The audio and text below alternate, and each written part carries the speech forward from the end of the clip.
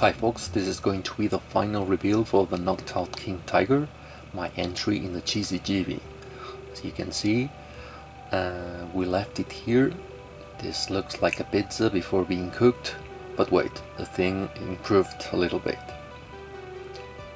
Here it looks like an elephant's exquisite gift after applying Vallejo's Dark Earth texture.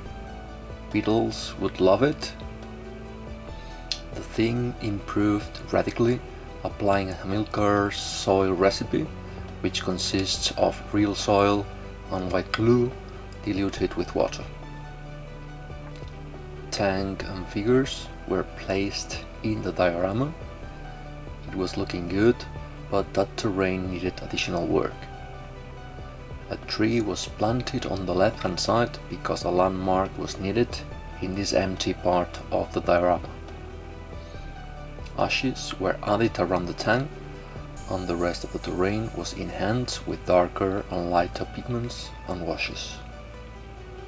Mud and additional iron and wet effects were added on the wheels and the lower hull. Some grass turfs were planted as well to give it more realism. Finally, I added snow and wet effects, working in layers and allowing them to dry. As you can see, the snow has melted due to the tank combustion and residual heat. And here you have it. I hope you like it. Take a look.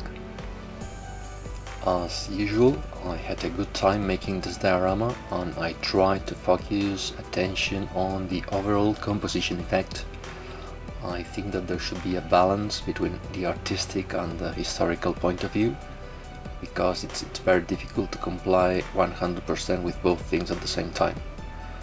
The story behind is that this is happening in 1944, somewhere on the East Front. A king tiger has been destroyed and marked with these numbers by the Russians.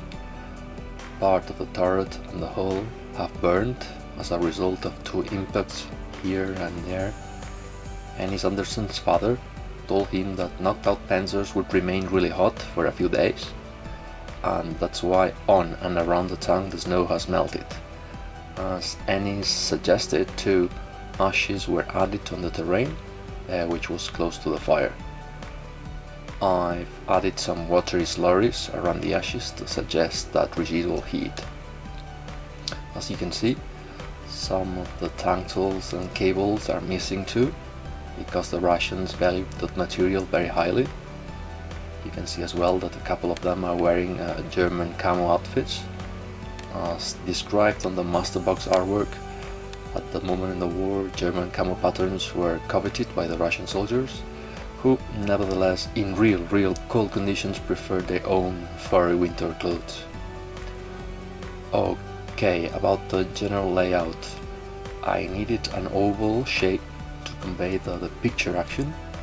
The focal interest point is this perspective, though it works from other sides as well. As a result of the action of taking the picture and the need of a perspective in relation to the tank, I needed additional space between the soldiers and the tank. The main danger with that is that it may cause an empty space effect, but you don't want to add something that distracts your eye from the main action. You add mechanical debris here, the attention and the tension will be lost. The empty effect was filled with this strip, which works wonderfully as a vertical and secondary element. It frames the scene and it doesn't disturb it. But well, too much theory. I hope that you simply like it, and that's it.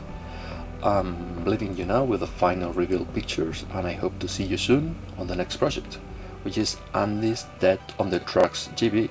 Till then, have fun folks, enjoy the summer, and see you soon. Bye bye.